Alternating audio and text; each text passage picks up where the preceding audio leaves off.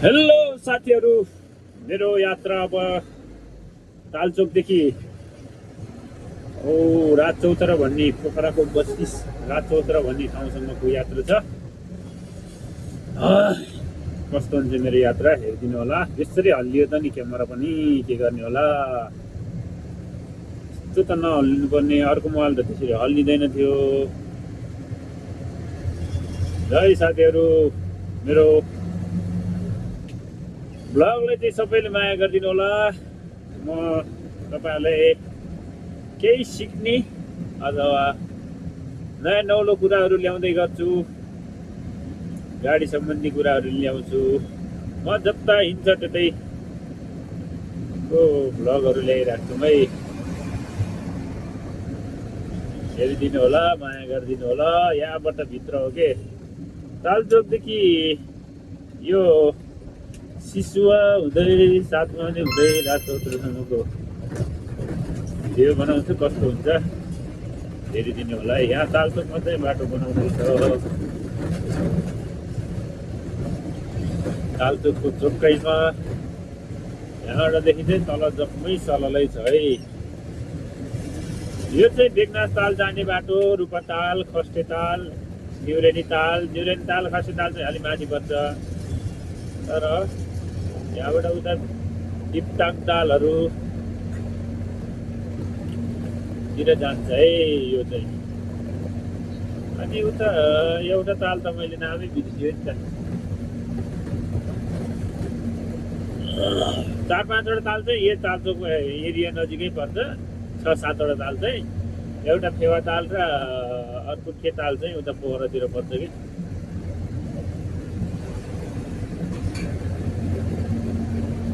तर त्यही भएर 7 ताल 8 तालको गाटिका भनेर त्यसै चिनिन्छ त। तर हाम्रो उता पोखरातिर मजाले घाम लागिसक्यो। यो लेखनाथ साइडतिर चाहिँ एकदम यो घाम नलाग्ने, तल तलै हुस्सो लाएर बस्ने। आज त अलि माथि माथि रहेछ, डाँडा काँडातिर रहेछ। घाम सेक्ने काम मात्र भइरहेको रहेछ आज चाहिँ। यो भैमै गाडीको सिसै टालिने गरी सिट झरेर सो लाग्थ्यो कि। त्यस्तो हुन्थ्यो। म यहाँ हार्डवेयर पनि छिर्नुपर्ने काम थियो, तर आजलाई यति नै गरौँ। यहाँबाट चाहिँ सिधै गयो भने बेगनाथ ताल पुगिन्छ। बेगनाथ तालको बजार के झऱ्यो यसको। नानी ठिक छ। यहाँबाट यसरी गएपछि चाहिँ हामी रूपातालतिर गइन्छ। रूपाताल, लमजुङ, बेसी सहर जाने बाटो यो हो। सर्टकट बाटो चाहिँ एकदम यो है। किलोमिटरको हिसाबले सर्टकट चाहिँ हुन्छ। अहिले चाहिँ हाइवेको गाडी बाटोले गर्दाखेरि चाहिँ एकदम यो चाहिँ त्यति युज भएको छैन। नत्र पहिला यही बाटो गइथ्यो।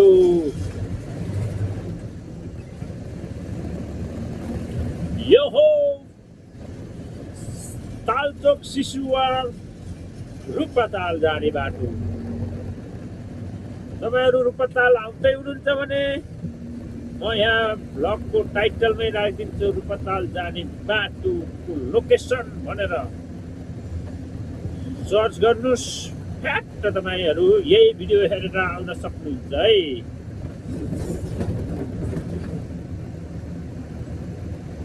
स्याक्क आइफोन 11बाट बनाएको ब्लग कस्तो हुन्छ साथीहरु।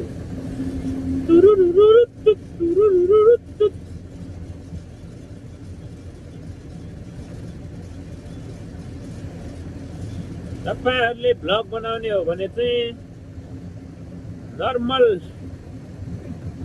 अब 0.5 एसएफ गर्ने क्यामेरा, अब त्यसलाई चाहिँ फ्ल्यास क्यामेरा पनि भनिन्छ यो 0.5 ले चाहिँ। त्यो चाहिँ अब यो आइफोन 11 बाट हुन्छ है। त्यहाँबाट आइफोन 9 7 बाट चाहिँ हुँदैन, 7 8 बाट चाहिँ हुँदैन त्यो। आइफोन 11 पुगेपछि चाहिँ यो पाइन्छ 0.5 बाट टक्क क्यामेरा हुन्छ। 0.5 भनेको चाहिँ एकदम तपाईहरुलाई यतै नजिकैबाट देखाउने के पुरा धेरै ठाउँहरु देखाउन सक्ने के यसले चाहिँ। मेरो 1x बाट गरे भने चाहिँ 1x बाट गरे भने चाहिँ अलि उताबाट देखाउँछ। यसले चाहिँ टाढाको मान्छेलाई नि नजिकको मान्छेलाई टाढा देखाउँछ। अनि हेरी मोबाइल जहाँ राख्यो त्यहीँनिरबाट कभर गर्दै जान्छ क्या यसले क्यामेरा चाहिँ। 0.5x को चाहिँ यो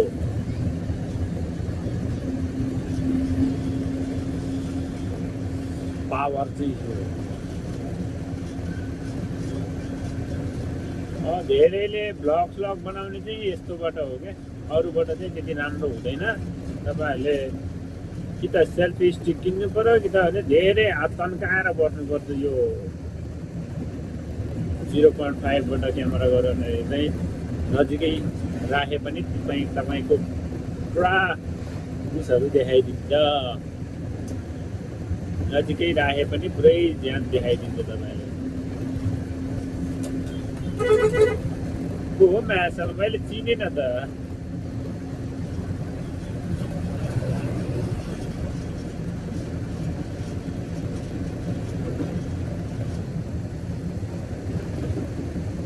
के बत्ती पनि राखेको यो सबैले प्याज दिन्छ।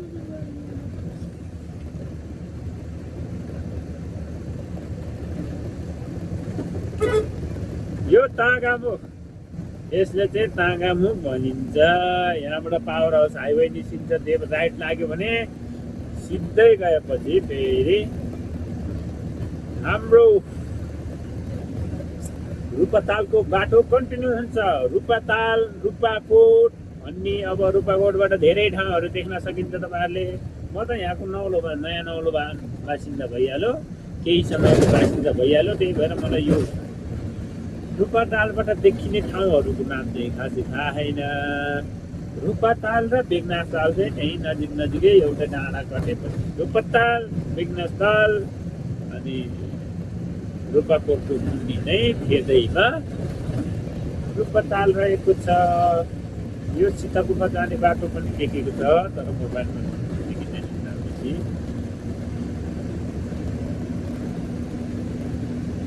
यति बेलाको समयमा पनि कहाँबाट पाइन्छ होला इक्वल स्टोरमा? किन मलाई फोकस लाइट दिइरहेको छ कोहीले? पास लाइट दिएको छ कोहीले? के भएको मेरो पछाडि गेमलाई ओभरट्याक गर्न दिनुपऱ्यो केही भन्छ गेमले भन्दैन। यसले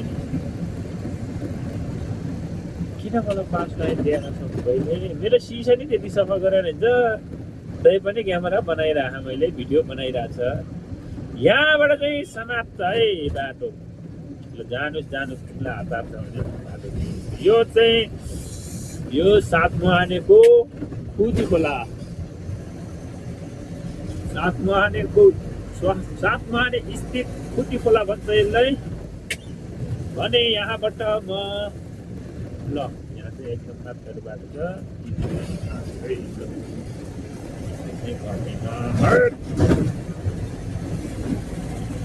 सातमुहानेको बजार त्यो पछाडिको बाटो जत्रो यता बनायो भने यो बजार के रहला भन्छु के।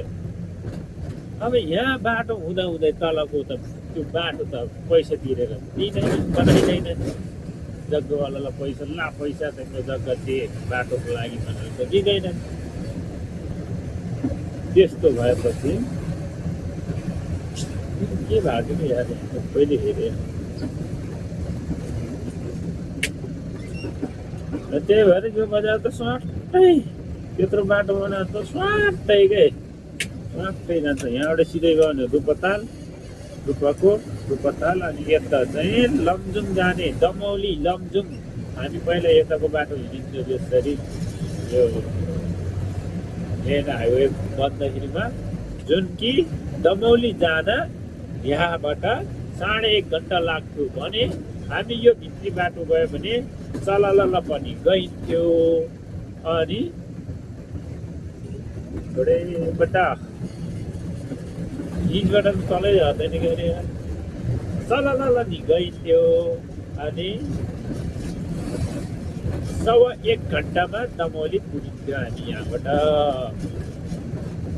अहिले भने हामी दमौली पुग्नलाई यहाँबाट 45 मिनट अनन्तले हिँड्यो नि 45 मिनटमा पुग्छ। यो भनेको यो ठाउँ भनेको चाहिँ पोखराबाट यो तल गगनगौडा आउनलाई 15 किलोमिटर लाग्छ।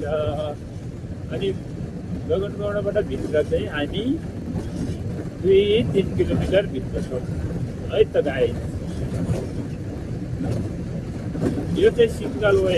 पहिला यो तालचोकतिरबाट यो तलतिर आउने यो 7 मानेहरू पताल उता बेगनाथ ताल जाने बाटो नि यत्रै थियो। माथि विकास भयो यता अब यो बजार क्षेत्रले गर्दाखेरि त गाह्रो छ। यता चाहिँ ठिकै छ, त्यो 7 मानेले गर्दाखेरिमा बाटो काम रोकियो कि जस्तो लाग्छ कि त्यहीसँग बजेट थियो कि के थियो। अन्तै अब यो मेरो भ्लग अपलोड गरे पनि नगरे पनि म यसरी नै गरिराख्दैछु।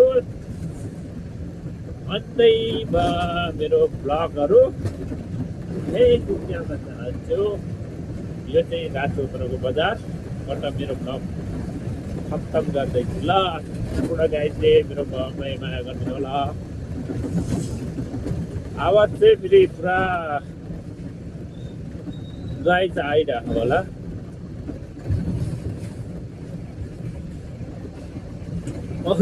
बहुत नोइज आउँदैछ मेरो भ्लगहरू। म एडिटिङ गर्न जाने भने चाहिँ म यसलाई आइडिया छालेर आउँदैछु म।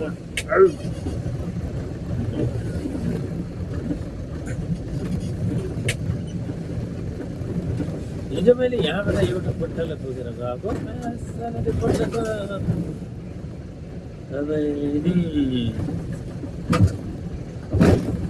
मान्छे मर्ने ठाउँमा गएको रहेछ। म भाडा पनि के माग्नु जस्तो लाग्यो। यस्तो गाडीमा मान्छे बोक्यो भने भाडै दिँदैन। जसरी नि तिनीहरूले बसमा गएपछि भाडा तिर्नै पर्छ। अनि यस्तो गाडीमा चढेपछि चाहिँ ल है धन्यवाद है बाबु भन्दै हिँड्छन्। ठ्याप्प पैसा माग्यौँ कि जस्तो लाग्यो। बसले 70 रुपियाँ लिन्छ भने मैले 100 रुपियाँ लिदिन्छु जस्तो लाग्यो। यसका बाजेर बसले 2 घन्टामा पुऱ्याउने ठाउँमा मैले आधी घन्टामा पुर्याइदिएछ। त भने ओहो मलाई धेरै सहयोग गरेँ नि भन्ने केही छैन। मलाई धेरै खुसी लाएर यसो ल चिया खाऊ भनेर दिए पनि हुन्छ। यहाँ मान्छेहरू यहाँ कसैलाई सहयोग गरेर फाइदा छैन है साथीहरू। कसले भात पकाइदियो चाहिँ यार। स्कुल आउने केटाकेटीले हो कि काममा जाने केटाकेटी मान्छेले हो कि भातै पकाएछ।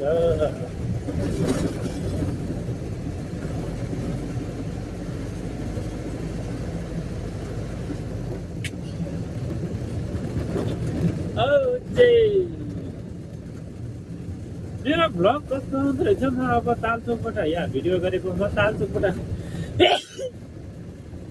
कति मिनट 13 मिनटमा आइपुगेँ। कति टाइम लागेछ हौ।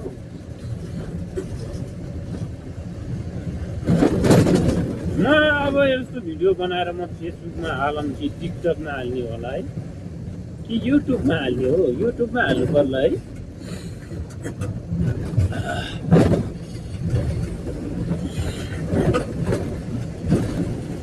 मासलमा यो के भनेको होला।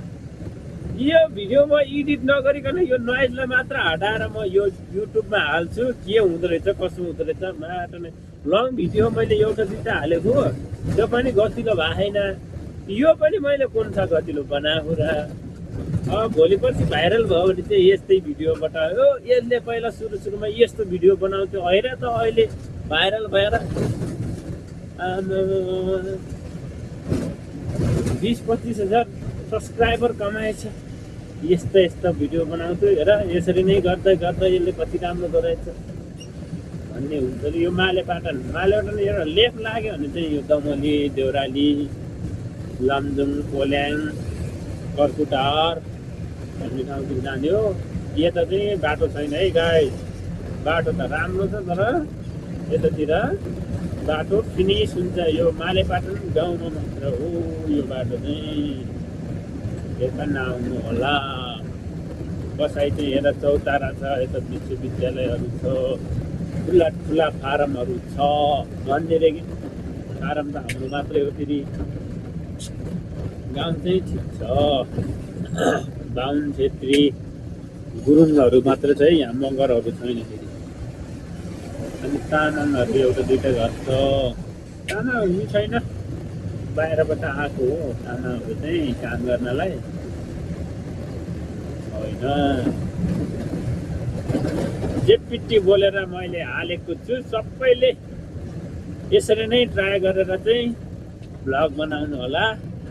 पछि बिस्तारै बिस्तारै तपाईँहरू पनि राम्रो हुँदै जानेछ भन्दै मेरा यो भ्लगहरू यहीँ टुङ्ग्याउन चाहन्छु। ल मेरो कम्पनी पनि आएँ। म यहाँ काम गर्थेँ, अब मैले काम छोड्दैछु। गाडी चलाउने मान्छेहरू खोज्दैछु मैले नि।